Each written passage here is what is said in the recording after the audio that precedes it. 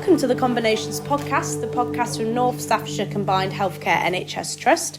I'm Molly, and today I'm with one of our Round 1 Community Mental Health Programme grant recipients, the Restoration Shack.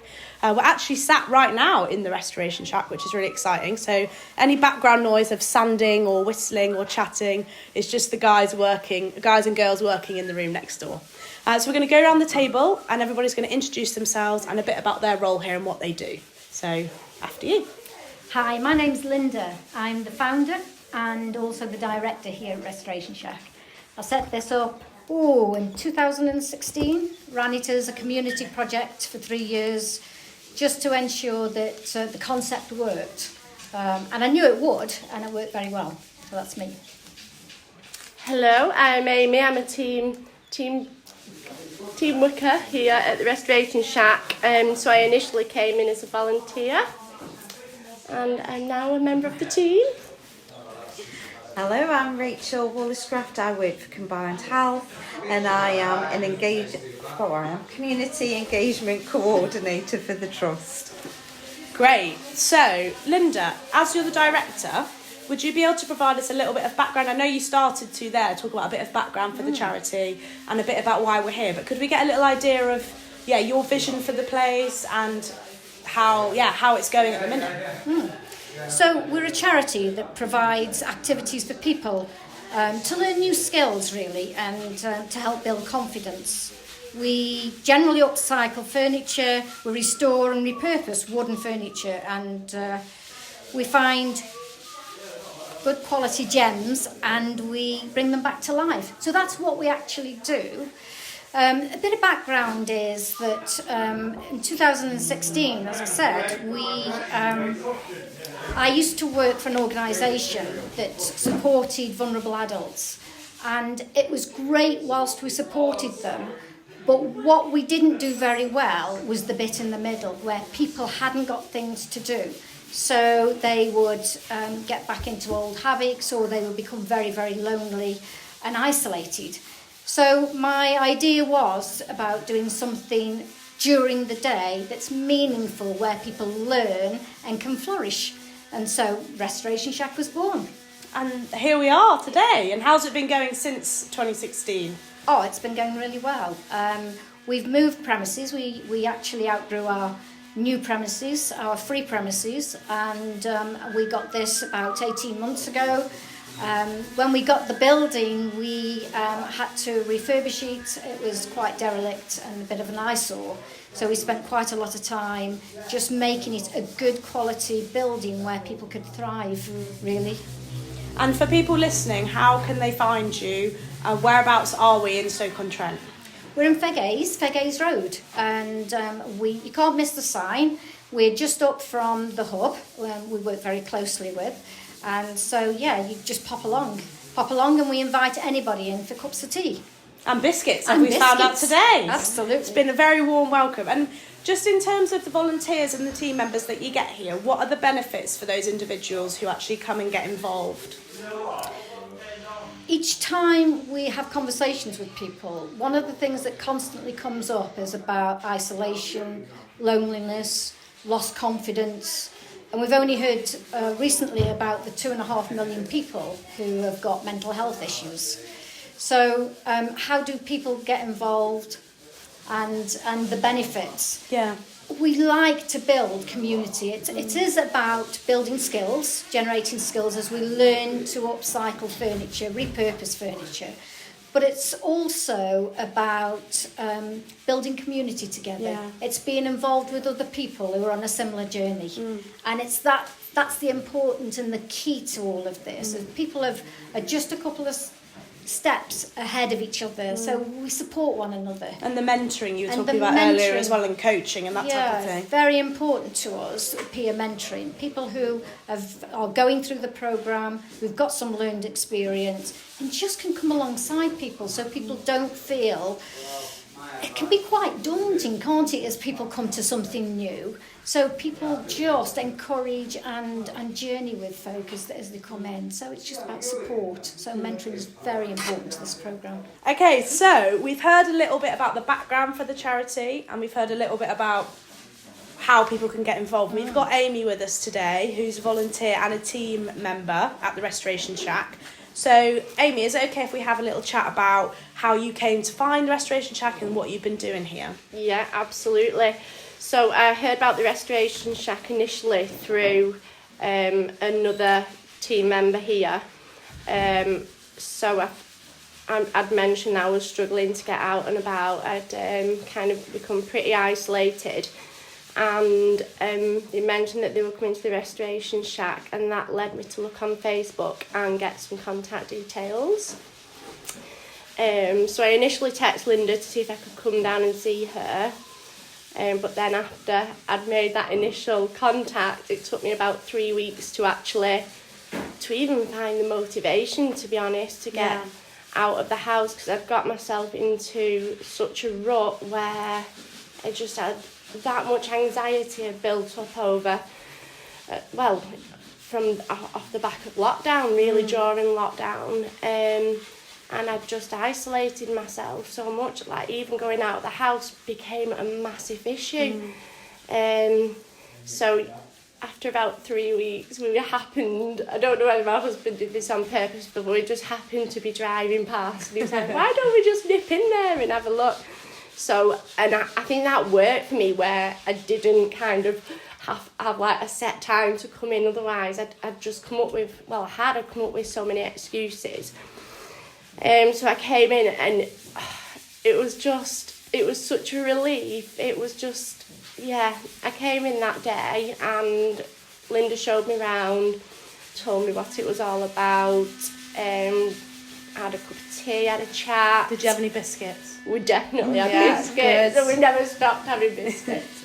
And then I arranged to come in a few weeks later. I can't remember now. I think Linda was on holiday, and then I've got 3 children as well, so something had come up. But so I came in on my first day, and I was pretty nervous, to be honest. But you know what? Another team member who I met when I got here just really helped me kind of settle in. Had a really long chat, talked about like things that were going on in my life at the time, and we got down to doing some work. Picked a chair, and to be honest, it's just got easier and easier the more times I've come in. So I come in now twice a week. Wow. And I love it. It has literally transformed my life massively. Thank you so much. So what experience did you have kind of when you got here, and how does that look now kind of 6 months on? So initially it was more kind of emotional support, because I just lost so much confidence, and I had so many things going on in my life as well as a consequence of my mental health not being good, and so my confidence has definitely improved. Even the thought of going out to the shop would be my mental health. I was in a really bad place, really isolated, but my confidence has improved tenfold. My motivation, each day I'd just be like, I just didn't even want to get up out of bed. I didn't want to get dressed. Everything was just an effort. I just felt so low. But now, because I've got something to get up and out for, and I'm kind of like, it's like the focus of my day. Especially like if last week I was off for a week, I'd gone down to see my family, and I just really missed. I didn't realise just how important it had become. So it's given me my routine, it's given me some structure, it's given my confidence. I've learnt new skills and met new people. More than anything, I'd say it's given me hope. It's got me out of a real hole. And what kind of things have you been working on while you've been here? So I've done sanding, painting, using a nail gun with fabrics. just started using the cutting machine, cutting wood up. You've been sanding some chairs when we got here today. Been sanding chairs today, yeah. And it's just good to kind of follow through with a piece of work as well, to start something, and then, like, as well as having kind of joint projects, we have our own little things that, like, we've kind of found our own little niche kind of thing. So we've got those to be working on when we're not doing the furniture for the shop as well. So it's, yeah, just kind of, you kind of come along and kind of program kind of tailors to see your where individual you're needs. going. Yeah. And what would you say has been the item or the piece of furniture that you're most proud of to have been a part of? My table. What? Tell us a little bit about the table that you did. So a customer wanted their furniture upgrading, and yeah, so it was literally sanding the table down and re-waxing. Sorry, I'm waxing. Forgot about my waxing. And re-waxed it, and so you have to like take all the fancy bits off and sand it all down, and then put all the fancy bits back on. But yeah, that was like my piece that I'd literally kind of done on my own as well. Yeah. So, amazing. And you're just learning as you go along. That's great. That's good. And Rach, you're here with us today as well. So what's kind of been your role in working with the Restoration Shack in terms of linking up with the Trust and where they sit in the community? So from the very beginning, it's part of the transformation work that we started within the Trust. So this was the year one, where it was open to all cohorts, and that's where the link with the applications and then the successful applications we formed, kind of coming down to meet Linda, coming in, and every time we come we've got such a warm welcome. And then it's about, I suppose, letting the wider organisation know about the new grants and knowing who's been successful and how they then link service users into these fantastic projects. And I would, for anybody to kind of, listen to the podcast, come down, come and have a brew. They'll make you really welcome. And I think what stands out for me with the Restoration Shack is that we share the same values. We're very both recovery driven. It's a unique journey.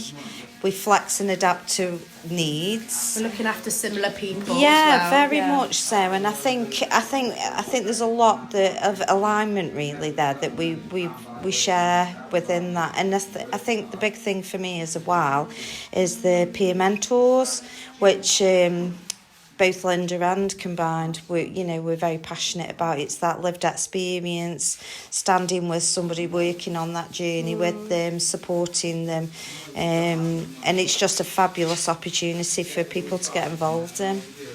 That's great. And Linda, if people did want to get involved, what is the best way for them to do that? I know you've got some spaces available through referrals from the Trust, but outside of that or after that point, what is the best way for someone to come and inquire or find out more about what you do? Well, the best place is just to pop along.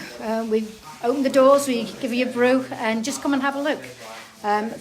We can always contact us by telephone or through our Facebook page. But yeah, it's an open door, so we welcome anybody to come and have a look. And I think once you get over the threshold and you get that confidence just to pop in and see what's happening, I think then people are very encouraged and want to get involved. So that's our experience.